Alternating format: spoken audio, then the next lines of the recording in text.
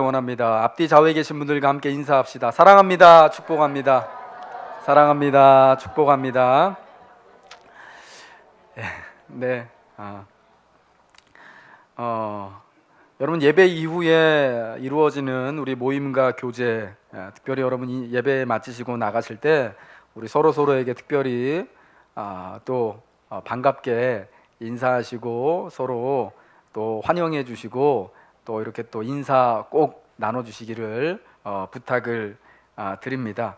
사실 예배가 마친 다음에 우리의 진짜 삶의 예배는 그때부터 여러분 시작되는 것입니다. 예배도 은혜롭고 예배 마친 이후에도 우리가 함께 식사하면서 교제하면서 더 큰 은혜가 서로에게, 특별히 여러분 오랜만에 우리 교회 나오신 분들에게, 그리고 우리 새 가족들에게 또 함께 할 수 있도록 함께 또 이렇게 인사하시고 협조해 주셨으면 좋겠습니다. 20세기에서 가장 뛰어난 기독교 사상가라고 할 수 있는 C.S. 루이스는요, 하나님을 믿는 믿음에 대해서 다음과 같이 말했습니다. 내가 기독교를 믿는 것은 해가 떴다는 것을 믿는 것과 같다. 단지 해가 보여서 믿는 것이 아니라 해가 떠서 모든 게 보이기 때문이다. 믿음을 통하여서 모든 것을 보기 때문에, 특별히 믿음을 통하여서 보이지 않는 것을 볼 수 있기 때문에 하나님을 믿는다. 그것이 믿음이다 라고 말하는 것입니다. 여러분, 믿음은 이처럼 보지 못하는 것도 보게 만드는 그러한 힘이 있습니다. 예수를 믿는 믿음은 여러분 단순히 예수님에 대하여서 아멘, 내가 믿습니다만 하는 것이 아닙니다.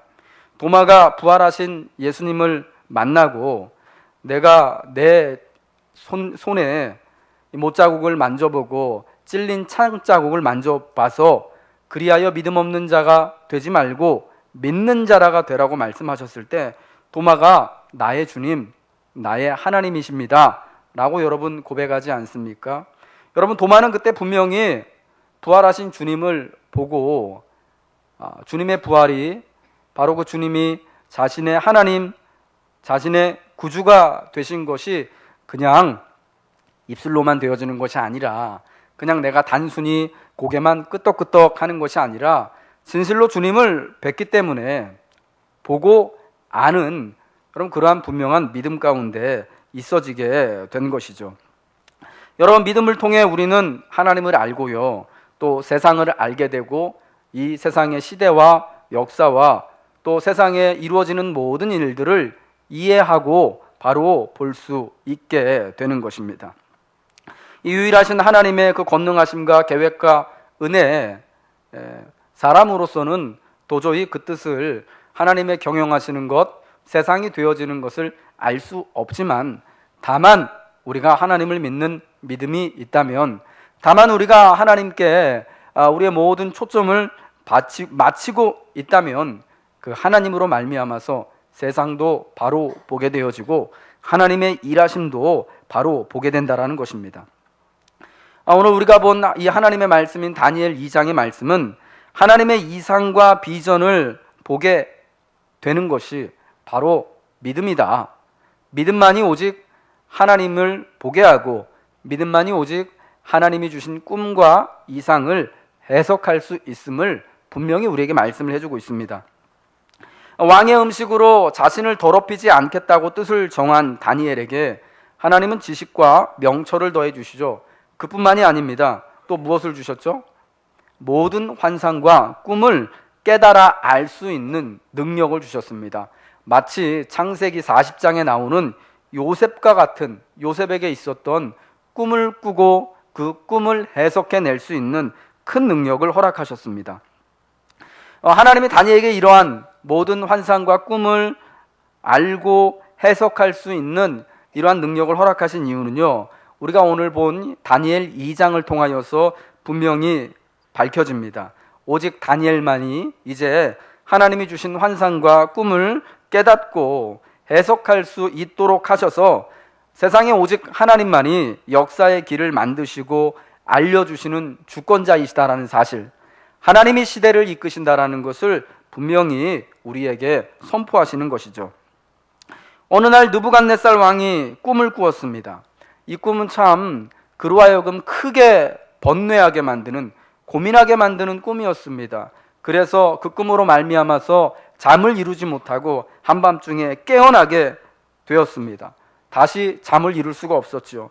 그래서 왕은 그 한밤중에 그 꿈과 그 꿈의 해석을 알고 싶어서 모든 바벨론에 있는 박사들과 술객들, 점쟁이들과 지혜자들을 왕 앞으로 나아오도록 했습니다. 그리고 자신이 꾼 꿈이 무엇인지, 그 해석이 무엇인지를 말하라는 명령을 내립니다. 왕이 꾼 꿈과 그 해석을 바로 말한다면 큰 선물과 상과 영광을 줄 것이지만, 만일 꿈의 내용을 말하지 못하고 해석하지 못한다면 그들 모두를 다 죽이겠다라는 참 무서운 그런 명령이었습니다. 바벨론의 어떤 박사와 술객들도 왕의 명령을 따를 수가 없었습니다. 그들이 말하는 것처럼 그 꿈의 내용이 무엇인지도 알지 못하는 상황에서 꿈을 해석할 수는 없는 것이었기 때문입니다.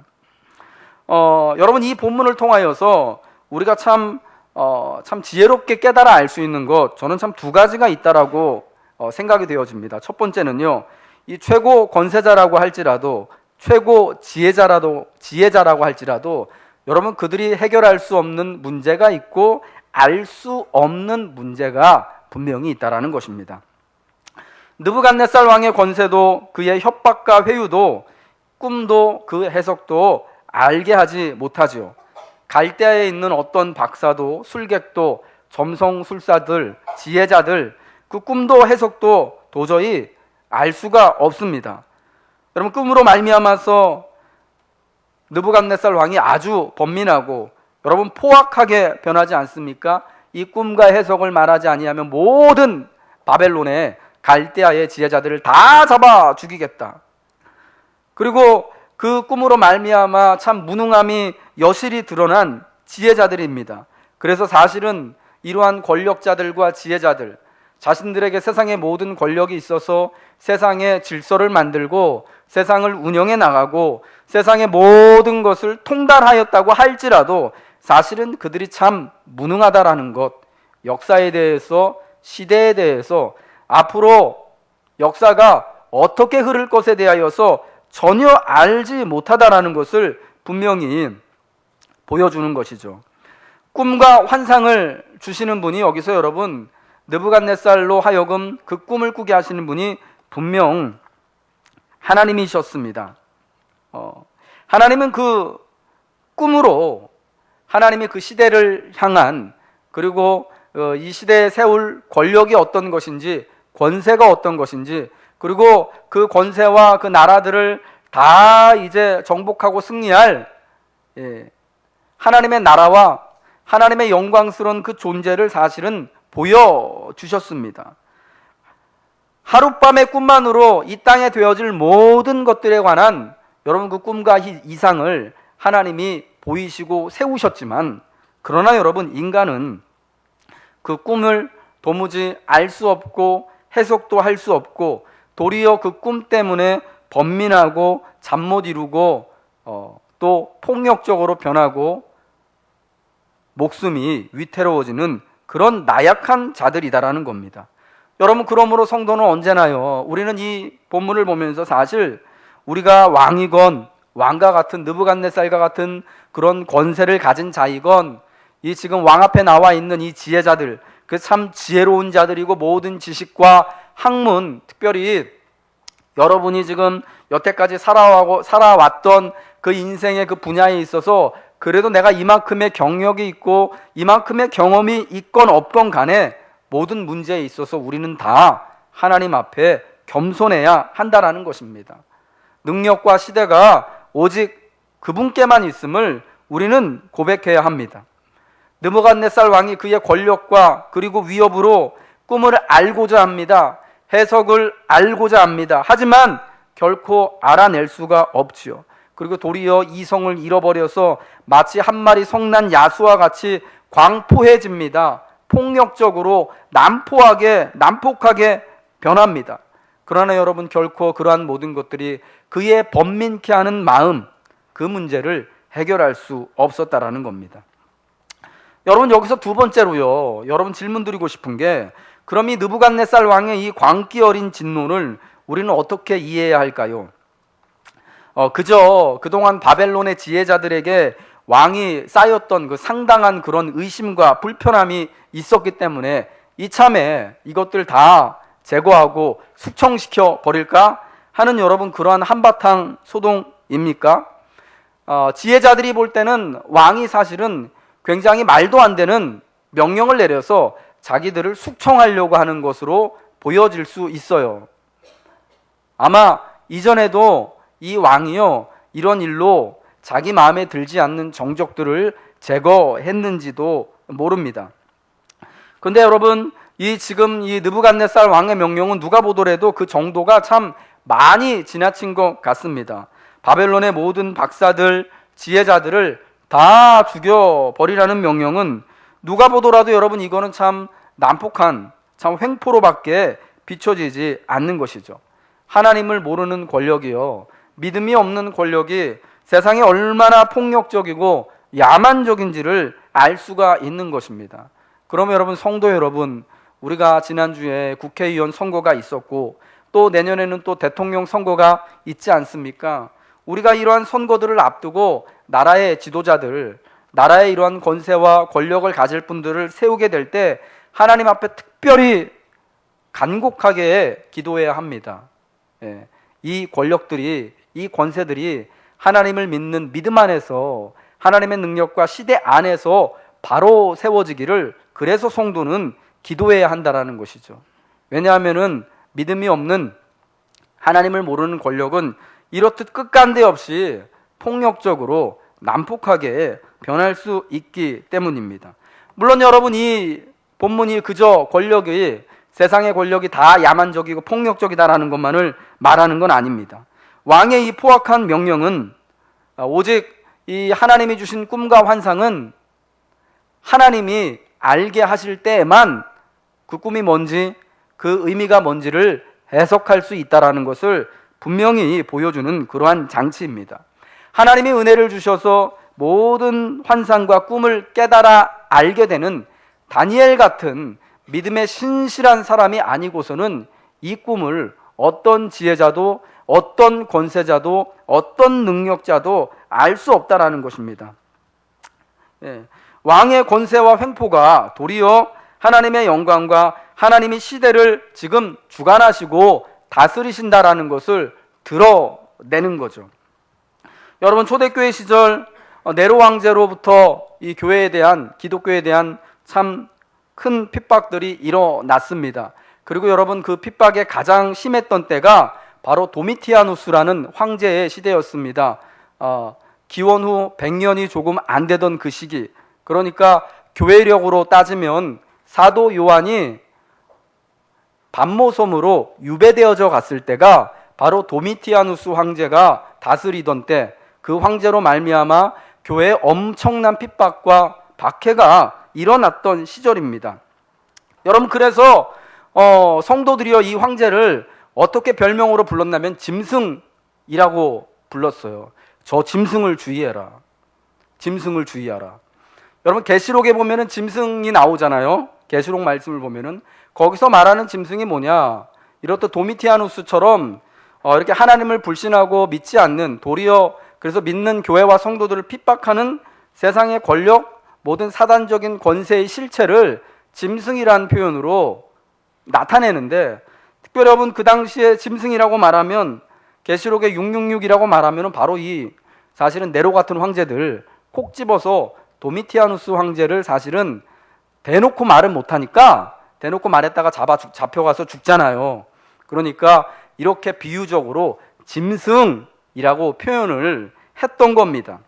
근데 여러분, 그러한 이 박해가 너무 극심해서 사실은 자기들의 속마음도 제대로 말할 수 없었던 여러분 그런 시대이지만, 도리어 여러분 그 시대에 하나님의 능력과 권세가 더 강하게 임하였다라는 것을 알 수가 있습니다. 엄청난 박해가 있었지만 그럼에도 불구하고 여러분, 교회는 망하지 아니하고요, 오히려 박해 가운데서 점점 더 믿음이 견고해지고 부흥하고 성장했던 것을 볼 수 있습니다.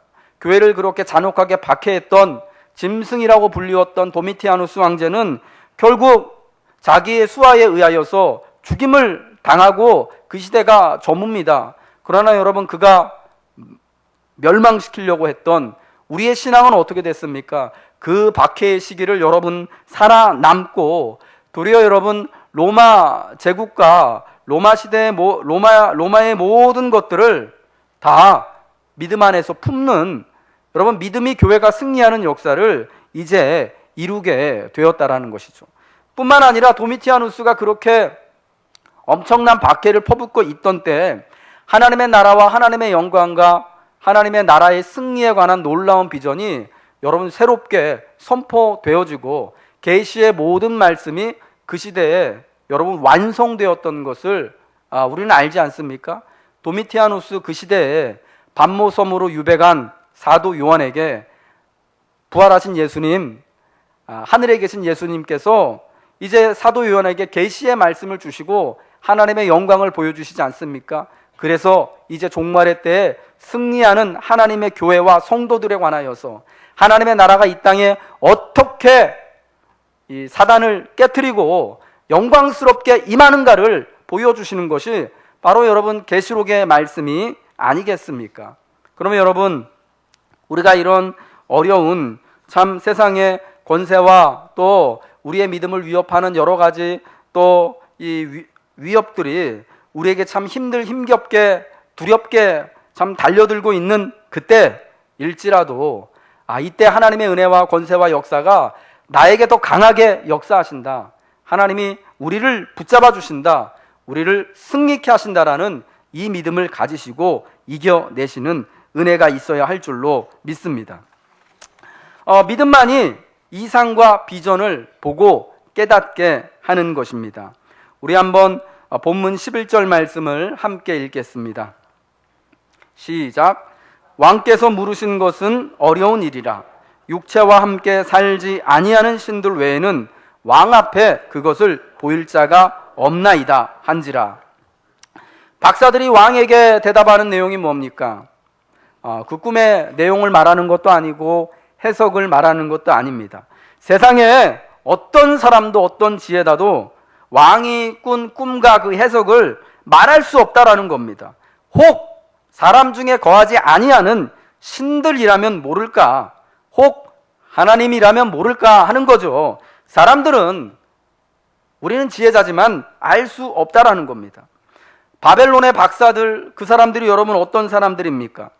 세상의 지식과 학문에 대해서, 그리고 여러분 그들이 알고 있는 것처럼 꿈과 이상에 대해서, 저 천문학에 대하여서, 점성술에 대해서 자기들만한 지혜와 지식을 가지고 있는 자는 없다는 식으로 생각하던 자들입니다.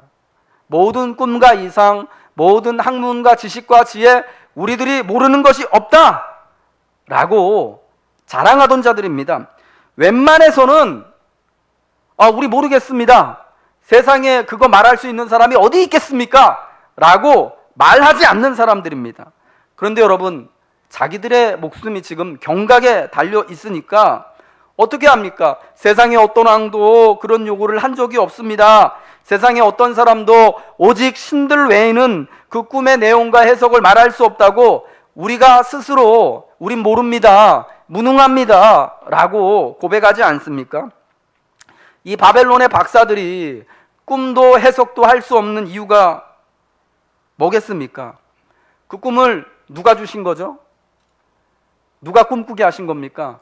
하나님이 이 느부갓네살 왕에게 앞으로 되어질 그 시대와 일들에 관하여서 이제 승리할 하나님의 영광스러운 나라와 그분에 대하여서 꿈을 꾸게 하신 거예요. 그러니까 하나님을 모르는, 하나님을 믿지 않는 바벨론의 이 박사들, 지혜자들이요, 그 꿈을 알 수 없고 꿈의 의미를, 아마 여러분 꿈을 내용을 알아도요 해석하기 힘들었을 겁니다. 혹 학자들이 여러분 그런 이야기를 해요. 느부갓네살 왕이 꿈도 물어보고 해석도 물어보는데 꿈을 꾸고 나서 너무 괴로워서 깨어났는데 너무 마음이 번민해서 잠을 이루지 못하잖아요. 꿈의 내용이 이게 뭔가 되게 중요한 건데 느부갓네살 왕이요, 기억이 안 났던 거예요. 예.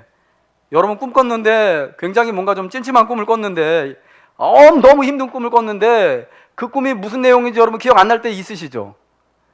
느부갓네살 왕이 그때 그랬던 거예요. 그러니까 꿈에 대해서 그 해석에 대하여서 내놓으라고 막 닥달을 한 거죠. 근데 만약 느부갓네살 왕이 그 꿈의 내용을, 그 꿈이 어떤지를 정말 조목조목 너무 진짜 영화 보는 것처럼 필름 돌아가는 것처럼 자세히 알았어요. 그래서 그것을 박사들에게, 지혜자들에게 야 내가 이런 꿈을 꿨다 라는 것을 쫙 구체적으로 잘 알려줬다고 치자고요.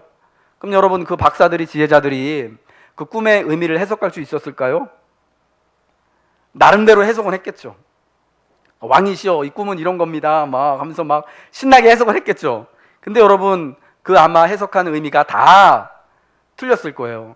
빵점이었을 거예요. 꿈의 내용을 알아도 그 의미를 알 수 없습니다. 여러분 다니엘서에요 그러한 게 어디 나오냐면 느부갓네살 왕의 아들인 벨사살이라는 왕이 5장에 여호와의 성전에서 가지고 온 하나님께 제사 드리는 그 그릇들을 가지고 술 마시고 잔치할 때 벽에서 손이 하나가 나와가지고 거기다가 막 글씨를 쓰거든요. 여러분 기억나시죠? 예, 우리 권사님 성경을 많이 보셔서 잘하셔요. 왕이 그것을 보고 마음이 확 녹아버렸대요. 예, 엄청난 이상을 그 자리에서 술 먹던, 잔치를 벌이던 벨사살 왕, 느부갓네살 왕의 아들이에요. 그와 또 모든 신하들이 또 왕비들이 같이 봤는데 이상을 보면 뭐합니까? 이게 거기 글씨가 또 쓰여져 있었는데 도무지 누구도 그 이상이 뭘 뜻하는 건지, 그 글씨가 뭘 뜻하는지를 몰라요. 왜 모릅니까? 예, 이거는 진짜 하나님이 그 이상과 꿈을 주시는데 하나님을 믿는 믿음 있는 사람만이, 하나님이 깨닫게 하시는 사람만이 그 이상도 그 꿈도 그 글자의 뜻도 이해하고 해석할 수 있기 때문입니다. 하나님이 역사에 대한, 그 시대에 대한 꿈을 주시기 때문에 당연히 그 꿈과 바른 의미를 해석할 수 있도록 능력을 주시는 분도 하나님이라는 겁니다. 사람이 아무리 지혜롭고 총명하다고 할지라도 사람은 하나님의 뜻을, 하나님이 보여주시는 것을 도저히 알아갈 수가 없다라는 겁니다. 여러분 오직 믿음만이 하나님의 뜻을 깨닫게 합니다. 하나님의 말씀을 깨닫게 합니다. 하나님의 비전을 깨닫게 합니다. 우리 한번 따라 합시다. 오직 믿음입니다. 믿음이 보게 합니다. 믿음이 알게 합니다. 아멘입니다. 네. 네. 우리는 세상이, 지금 우리가 살고 있는 세상이 어떻게 경영되고 세상이 어떻게 돌아가는지 잘 알지 못합니다. 물론 세상을 앞서서 경영하는 사람, 세상의 트렌드를 소위 말해서 이끈다라고 하는 그런 기업이나 소수의 사람들 있다고 하지 않습니까? 그들에 의해서 앞으로 올 봄에는 이런 게 유행할 거고, 또 올 가을에는 주택 문제 이렇게 해결할 거고, 내년에는 우리가 경제 문제 이렇게 끌고 갈 거고, 여러분 열심히 계획을 세우고 청사진을 세웁니다. 근데 여러분 우리나라 해마다 재정경제부인가요? 아무튼 뭐 정부에서 이러한 청사진을 내놓는 걸 보면은 여러분 해마다 진짜 경제가 엄청나게 성장하고 세상에 진짜 연세 드셔서 힘들게 살고 있는 그런 어르신들 이제 내년 되면 다 구제될 것 같고, 젊은이들 실업률 이렇게 팍팍 떨어져서 이제 3포 세대가 아니라 진짜 직장도 갖고 결혼도 하고 자녀도 낳는 일들 막 내년부터 내후년부터는 막 엄청나게 일어나서 나라가 금방이라도 점점 잘 살아질 것 같고 행복한 나라가 될 것 같지요. 정말 저는 그런 나라가 되길 원합니다. 여러분도 그렇게 원하시죠? 우리 지금 정부에서 일하시는 분들도요, 다 그러한 계획과 그런 마음과 비전을 가지고 일하는 거예요. 금들이 여러분 못하고 싶어서 못하는 게 아니라니까요. 근데 여러분 한 해가 지나고 나면, 아니 한 해도 아니죠. 지금 당장 그러더라고요. 이제 1, 4분기 지났는데 진짜 2, 4분기 때는 정부가 돈을 많이 끌어다 써가지고 당장 쓸 돈이 없으니까 추경 예산안 다시 만들어가지고 써야 될 것 같다. 그러니까 빚내야지 좀 될 것 같다라는 여러분 그런 얘기죠. 그런 얘기요. 벌써부터 지금 5월도 안 됐는데 하고 있습니다. 여러분 세상에 이렇듯 우리가 사람이요. 세상을 경영하고 시대를 이렇게 이끌어가고 역사를 만들어 간다라고 그렇게 생각하지만 그러나 여러분 세상의 모든 것들 하나님이 그 시대를 만드시고 여러분 역사의 트렌드를 만드시고 하나님이 그 사건을 통하여서 하나님이 이끌어 가시는 겁니다. 왜요? 하나님의 영광과 구원을 하나님의 백성들에게 하나님의 피조 세계에 보여주시기 때문입니다. 이 왕이 꿈을 꿨지만 이게 진짜 뭔가 중요한 뜻이 있는 것을 아는데 내용도 모르고 해석도 모르니 여러분 얼마나 답답하고 힘듭니까? 그게 여러분 믿음 없는 세상에 바로 그 모습이다라는 겁니다. 바로 앞일에 대하여서 보지 못하기 때문에 알지 못하기 때문에 뭔가 징조는 주어졌는데 이거를 진짜 의미 있게 바라보지 못하기 때문에 답답하고 힘들고 그래서 그 힘듦을 여러분 다른 사람들에게 자기보다 좀 연약한 사람한테 갖다가 다 퍼부어대는 것 여러분 이게 불신 세상의 모습이다라는 겁니다. 여러분 불신 세상은 믿음이 없기 때문에 그 믿음이 없는 그 자체에 쌓여 있기 때문에 불신이라는 태생적 한계 때문에 실상은 여러분 아무것도 볼 수 없고 깨달아도 알 수 없는 것입니다. 그러면 여러분 우리는 오직 겸손히 하나님의 인도하심만을 의지해야 합니다. 왜 그렇습니까? 하나님이 꿈을 꾸게 하시고 하나님이 꿈의 해석을 주시고 하나님이 오직 믿음으로만 그 꿈대로 하나님의 이상과 비전대로 우리가 하나님의 뜻대로 살아갈 수 있는 능력을 주시기 때문입니다. 특별히 여러분 우리가 이 믿음으로 볼 수 있기를 원하여서 다니엘과 같이 그의 친구들과 같이 간곡하게 함께 하나님께 기도해야 할 줄로 믿습니다. 다니엘이 여러분 이 꿈과 왕의 꿈과 그 해석을 어떻게 알게 됩니까? 하나님이 그에게 환상과 꿈을 깨달아 알 수 있는 능력을 주셨는데 여러분 그 바벨론의 모든 박사들을 잡아 죽이라는 명령이 떨어져서 바벨론이 여러분 진짜 막 정신없이 막 분주해지는 그때 이게 이런 뜻이구나라고 여러분 다니엘이 깨달아 알았습니까? 그래서 왕 앞에 들어가서 바로 왕이요 꿈은 이런 거고요 해석은 이겁니다 라고 말합니까? 아니잖아요. 어떻게 합니까? 왕 앞에 가서 16절에 보니까 내가 그 꿈의 해석을 알게 하겠습니다. 그런데 나에게 잠깐 시간을 주십시오. 그 다음에 내가 왕 앞에 그 해석을 꿈과 해석을 밝히 말씀드리겠습니다 라고 나오지 않습니까? 그러고 나서 여러분 다니엘이 무엇합니까? 그의 세 명의 친구들인 하나냐와 미사엘과 아사랴에게 기도를 부탁하잖아요. 우리 다니엘 2장 17절부터 19절 말씀 함께 볼까요? 같이 읽겠습니다. 시작. 이에 다니엘이 자기 집으로 돌아가서 그 친구 하나냐와 미사엘과 아사랴에게 그 일을 알리고 하늘에 계신 하나님이 이 은밀한 일에 대하여 불쌍히 여기사 다니엘과 친구들이 바벨론의 다른 지혜자들과 함께 죽임을 당하지 않게 하시기를 그들로 하여금 구하게 아니라 이에 이 은밀한 것이 밤의 환상으로 다니엘에게 나타나 보임에 다니엘이 하늘에 계신 하나님을 찬송하니라. 아멘. 왕이 꿨던 똑같은 꿈을 밤중에 다니엘이 그 은밀한 환상을 보게 됩니다. 어떻게 보게 되는 겁니까? 그냥요? 하나님은 그냥 그 환상과 비전을 다니엘에게 짠하고 보여주십니까?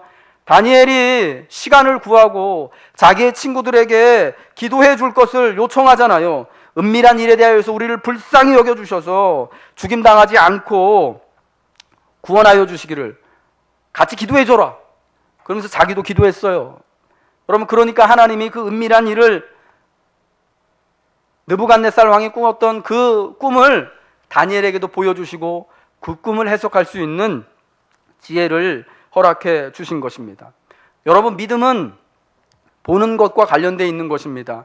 보이지 않는 것을 보는 것이 믿음인데 여러분 이 믿음으로 우리가 하나님의 보이지 않는 그 시대와 역사를 어떻게 봅니까? 어떻게 깨달아 압니까?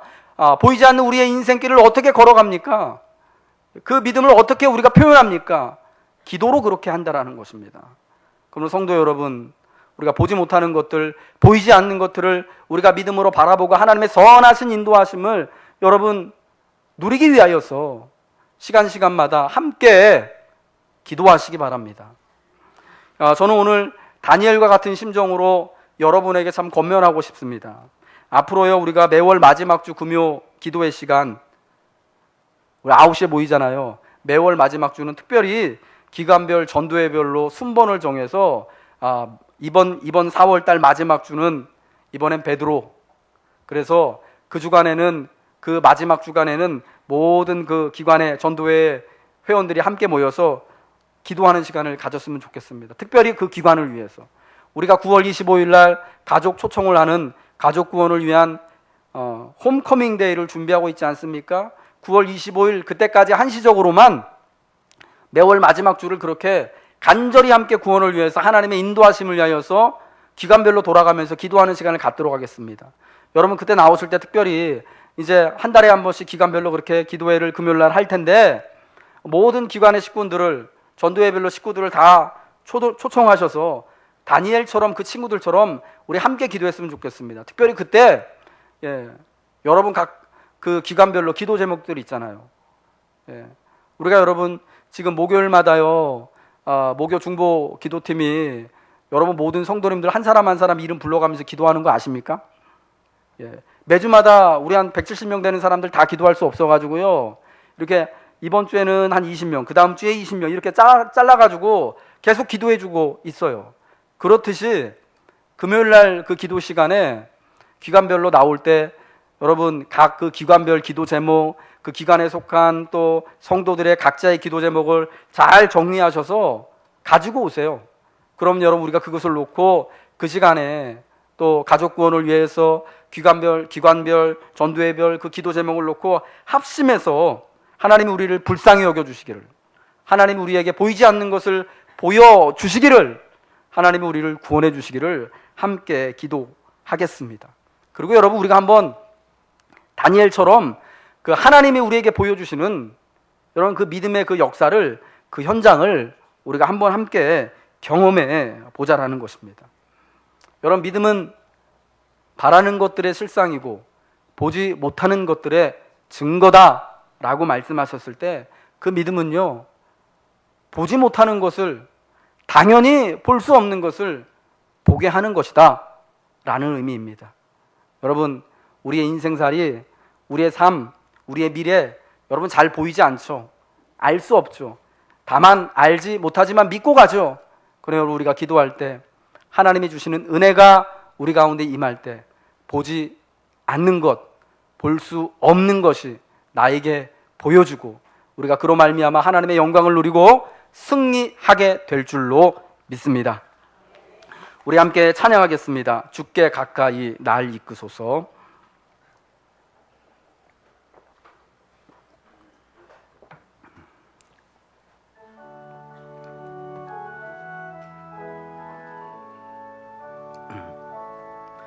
주께 가까이 나를 이끄소서. 간절히 주님만을 원합니다.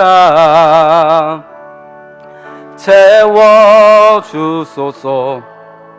주의 사랑을 진정한 찬양 드릴 수 있도록 주께 가까이, 주께 가까이 나를 이끄소서.